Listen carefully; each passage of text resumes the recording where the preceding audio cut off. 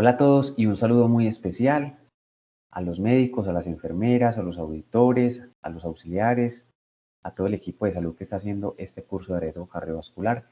Estamos llegando ya a la mitad del curso. Vamos a empezar el cuarto módulo. Este módulo lo vamos a empezar con una primera clase de interpretación de una espirometría básica. Y posteriormente vamos a hablar de EPOC y de cuál es su manejo actual en consulta externa, principalmente en riesgo cardiovascular.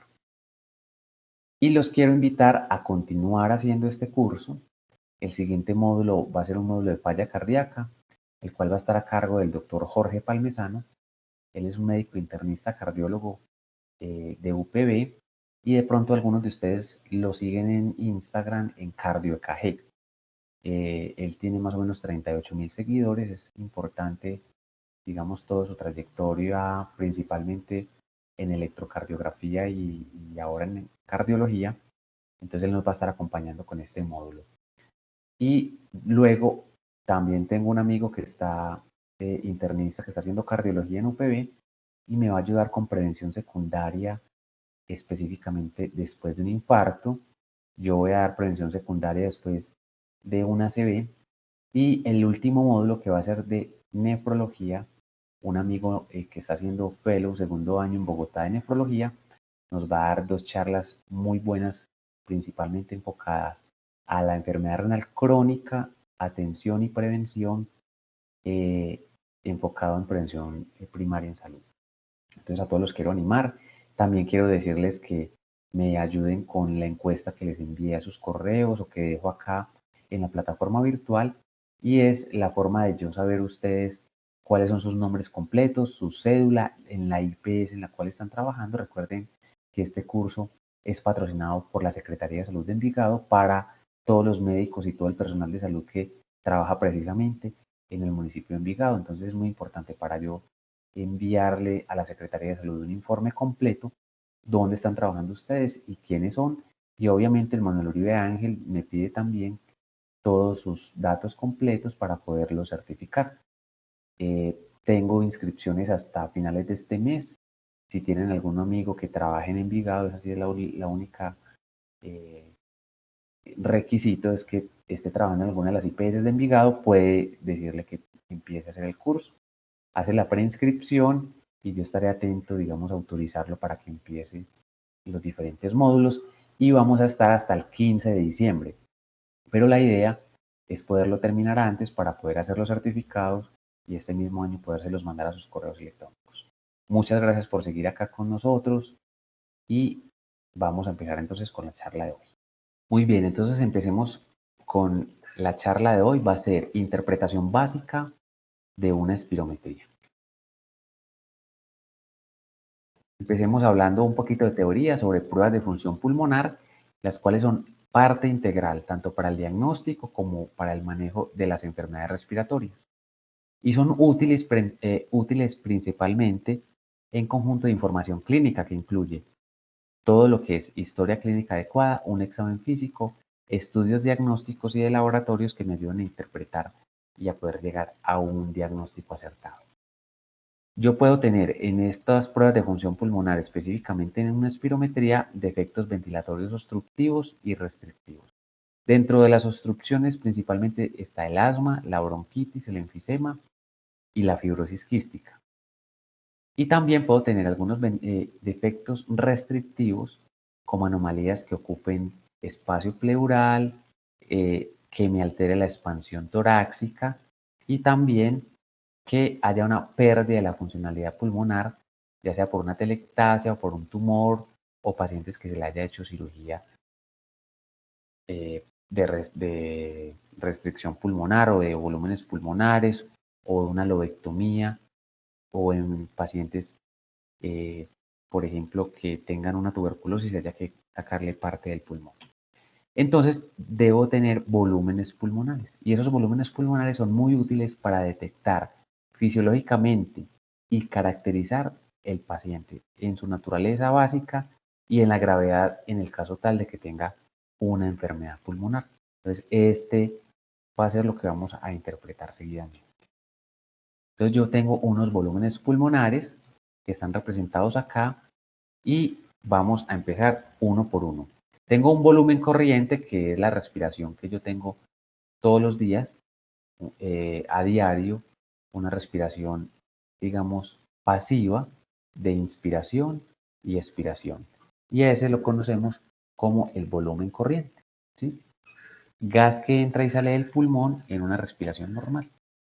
Tengo un volumen de reserva inspiratoria, y es que después de que yo tengo una inspiración y expiración normal, ya cuando inspiro puedo tener un volumen mayor que puedo respirar, es decir, un volumen adicional de gas que puedo introducir a mi pulmón después de una inspiración máxima.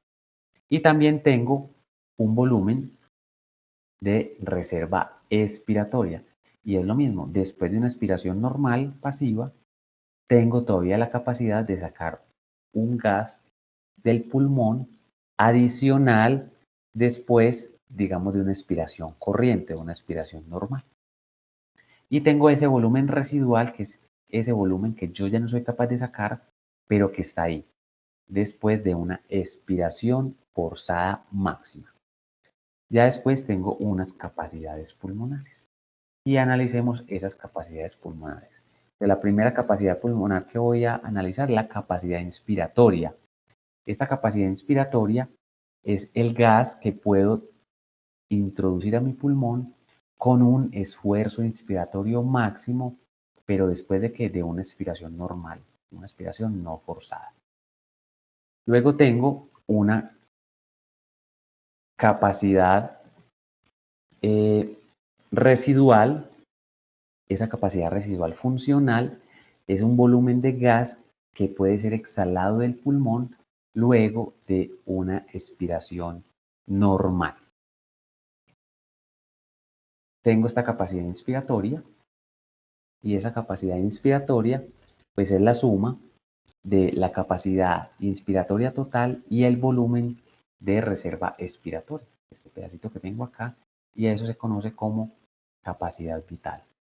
Y finalmente tengo una capacidad pulmonar total, que es esa capacidad, esa suma de esa capacidad vital más el pedacito de reserva de volumen residual. Y a todo en conjunto pues se le conoce como capacidad pulmonar total. Ya después de entender estos volúmenes pulmonares, pues voy a empezar con la espirometría. Entonces, ¿cuáles son las indicaciones de la espirometría? Hacer un diagnóstico de disnea, es decir, hacer un estudio en un paciente que llegue por disnea. Recuerde que la disnea puede ser de origen cardíaco o de origen pulmonar. Y la espirometría es fundamental para hacer ese enfoque. Establecer la funcionalidad pulmonar basal, por ejemplo, en un jugador de fútbol. Valorar el riesgo preoperatorio en una persona que vaya a ser llevada a una cirugía de tórax o cardíaca, que sea de alto riesgo, que sea muy larga, para yo saber cómo se va a comportar el paciente. Ver el diagnóstico del pronóstico de una enfermedad ocupacional. Establecer la naturaleza y la severidad de una enfermedad pulmonar como el EPOC. Determinar el patrón que tiene esa enfermedad pulmonar y hacer ese seguimiento que, por ejemplo, cada año se le hace con espirometría a un paciente con EPOC. Tengo unas instrucciones previas que el paciente debe seguir. No utilizar broncodilatadores 6 horas antes, no tomar teofilina, no debe fumar, no tomar bebidas que tengan cafeína, y que el paciente entienda muy claramente de qué se trata la espirometría. Y tengo unas contraindicaciones absolutas como son neumotoras, dolor en el pecho, desprendimiento de retina, hemoptisis, estar inestable, tener aneurismas o cirugías recientes que aumenten obviamente ese riesgo para el paciente de hacer una espirometría. Y tengo unas contraindicaciones relativas como tener traqueostomía, problemas bucales o hemiplegia facial que me impida tener una, digamos, oclusión en el espirómetro completo de la boca, que esté con náuseas, que no comprenda por cualquier alteración las instrucciones y no las pueda seguir. Yo tengo unas curvas de volumen-tiempo, como la capacidad vital forzada, volumen expiratorio forzado, esa relación de volumen expiratorio sobre capacidad forzada, y otros que no utilizo normalmente en una espirometría básica, y unas curvas de flujo-volumen que son ya visuales para saber cómo se comporta una espirometría. La espirometría normal, esto es un ejemplo, entonces acá yo tengo el tiempo en segundos y tengo el volumen en litros. El primer segundo es fundamental porque yo puedo sacar en el primer segundo el 80% de toda esa capacidad pulmonar que yo tengo. Entonces acá el BEF1 es de 4 litros. En un segundo pude sacar 4 litros de volumen. Y la capacidad vital es hasta 5, es decir, lo máximo que yo puedo sacar son 5 litros. Por lo tanto, esa relación BEF1 sobre capacidad vital forzada en este caso es de 0.8, completamente normal. Lo normal es por encima de 0.7. Ahora, un patrón obstructivo sería así. En el primer segundo, solo soy capaz de sacar 1.8 litros de un total de 3.2 litros que solamente soy capaz de llegar a ellos a los 5 segundos. Por lo tanto, esa relación es menor de 0.7, en este caso 0.56, y es un patrón completamente obstructivo. ¿Cómo interpreto una adecuada antibiograma? Entonces, lo primero que voy a hacer es esa relación BEF1 sobre capacidad vital forzada. Si esa relación está por encima del 70%, digo que es no obstructivo, un patrón no obstructivo. Luego voy a mirar la capacidad vital forzada. Si está por encima del 80%, la espirometría es normal. Si está por debajo del 80%, ese paciente tiene un patrón restrictivo y debo medirlo según la clasificación. Si el paciente, esa relación es menor del 70%, pues tengo un patrón obstructivo. Voy a medir luego la capacidad vital forzada. Si está normal, pues mi patrón es completamente obstructivo, pero si está también baja, puedo tener un patrón mixto. Tengo obstrucción, pero también tengo restricción. Para medir y clasificar esa obstrucción, pues yo tengo esta escala GOLD con respecto al BEF1. Y es leve, por encima del 80% del BEF1, moderado entre 50 y 80, severo entre 30 y 50 y muy severo por debajo de 30. Y al igual que también tengo la clasificación de la restricción y es ese grado. Si está por encima del 80 es normal, de 65 a 80 es leve, de 50 a 64 es moderado, de 35 a 49 es moderadamente grave y menor de 35 es muy grave. Muy importante, posterior a esto, mirar la respuesta al broncodilatador. Y esa respuesta al broncodilatador me la va a definir el BEF1 y la capacidad vital forzada. Si tengo un cambio en el BEF1 por encima del 12% o en la capacidad vital forzada por encima de 200 mililitros, ese paciente es respondedor al broncodilatador inhalado. ¿Cuál es ese beneficio? Es distinguir entre asma y EPOC. Ambas son obstrucciones, pero ¿quién responde más? El asma responde más al broncodilatador, sobre todo en el BEF1.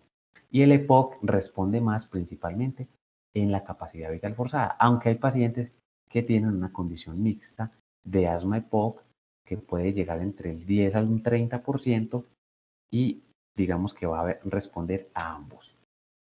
Empecemos con los ejercicios para que aprendamos entonces cómo se interpreta correctamente y de forma básica una espirometría. Esto es lo que ustedes van a recibir. Este es el informe de una espirometría, se hizo en el Hospital La María. Este paciente tiene 63 años, es de género femenino, tiene una altura de 1,51 y un peso de 69 kilos. Este paciente es no fumador. Entonces, miremos qué tiene este paciente.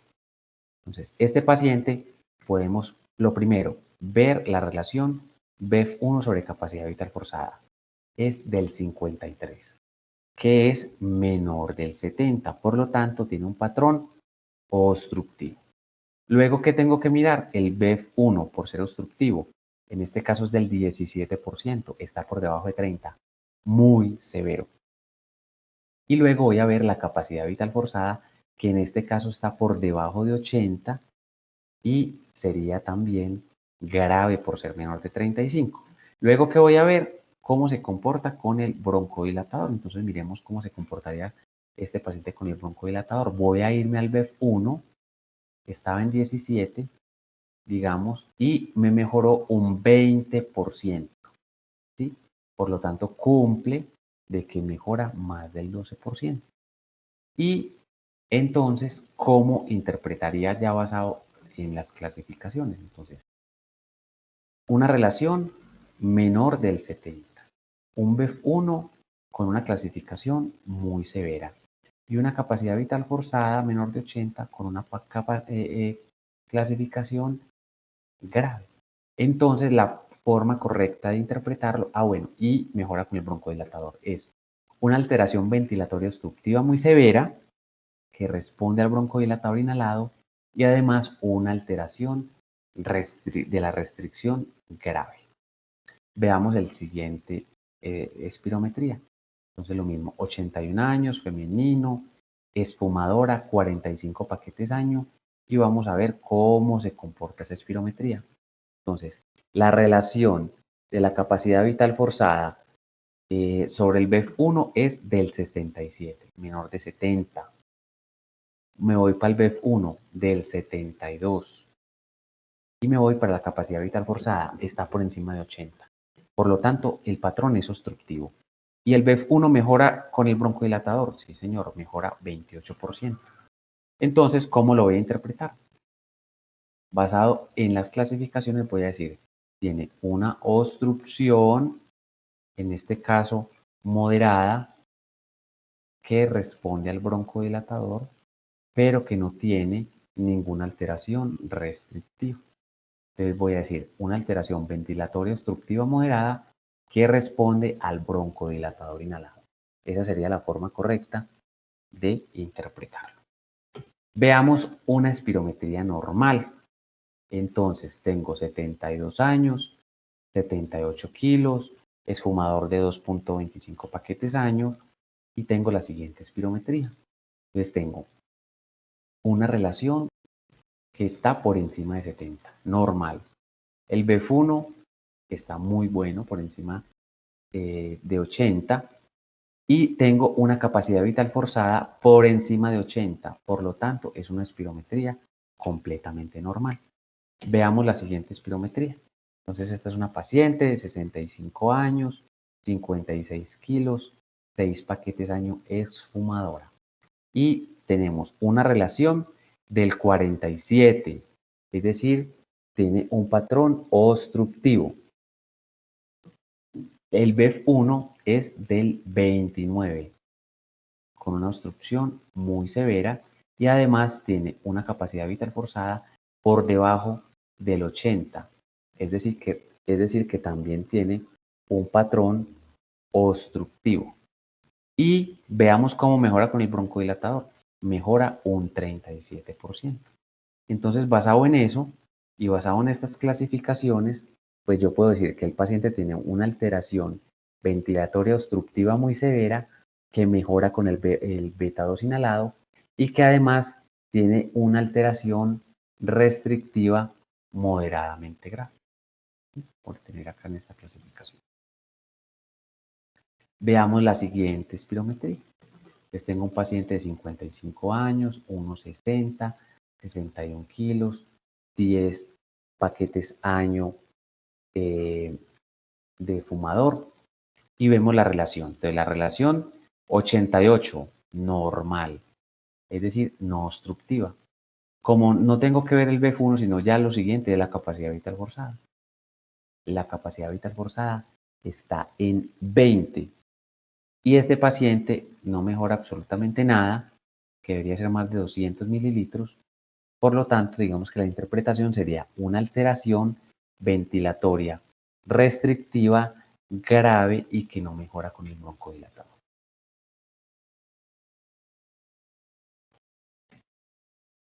Veamos la siguiente espirometría. 70 años esta paciente, un índice de un paquete año, 57 kilos de peso. Tengo la relación en 70.8, o sea, le pega en el palo, pero no cumple con obstrucción. Entonces me voy a la capacidad vital forzada. Y esa capacidad vital forzada está en 76. Por lo tanto, es un patrón restrictivo.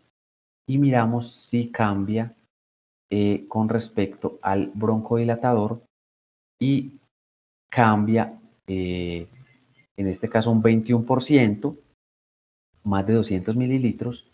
Por lo tanto, yo podría decir que esta paciente tiene una alteración ventilatoria restrictiva moderada, 76, que tiene una buena respuesta al broncodilatador inhalado, y eso me podría sugerir que yo tenga también una alteración obstructiva moderada asociada. Por eso el BEF1 está también un poquito bajo. Veamos la siguiente espirometría. Entonces tengo 83 años, 15 paquetes año, 1,48. Vamos a ver cómo es la espirometría de esta paciente de 83 años. Entonces tengo una relación 86, no obstructiva, y una capacidad vital total de 99%. Completamente normal la espirometría, es decir, esta paciente o abuela, 83 años, con 15 paquetes año, tiene una espirometría envidiablemente normal. Sigamos con la siguiente espirometría. De 73 años, 1,55, 44 kilos. Esta señora sí fumó bastante, tiene 50 paquetes año. La relación BEF1 sobre capacidad vital forzada, 52, obstructiva. El BEF1, 58, moderada. Y la capacidad vital completa total es del 90, o sea, no tiene un patrón restrictivo. Miremos si mejora o no mejora con el broncodilatador. Nada, no mejora absolutamente nada. Entonces, ¿cómo se lee? Una alteración ventilatoria obstructiva moderada que no responde al broncodilatador. Ocasionalmente podemos encontrar pacientes que, por ejemplo, este -3 estuviera acá. Es decir, que el paciente en vez de mejorar empeora un 13%. Eso es una respuesta paradójica al broncodilatador. Veamos este paciente. Entonces, 66 años, 74 kilos de peso, 1,76. Y vemos una relación BEF1 sobre capacidad vital forzada obstructiva con un BEF1 en 55 moderada, con una capacidad vital forzada en 67 también alterada por debajo de 80. Y miramos si el BEF1 cambia con el broncodilatador, no cambia en un 12%. Por lo tanto, la alteración de este paciente sería una, como dice acá, alteración ventilatoria obstructiva moderada que no responde al beta 2 y que además tiene un componente restrictivo moderado asociado. Después de estos 9 ejercicios, espero que haya quedado un poquito claro cómo interpretar de forma correcta una espirometría, y los animo a que el próximo espirometría que llegue no vean la lectura, sino que ustedes hagan el ejercicio y luego lo corroboren con la lectura. Por su atención, muchísimas gracias y nos vemos en la siguiente charla de foco.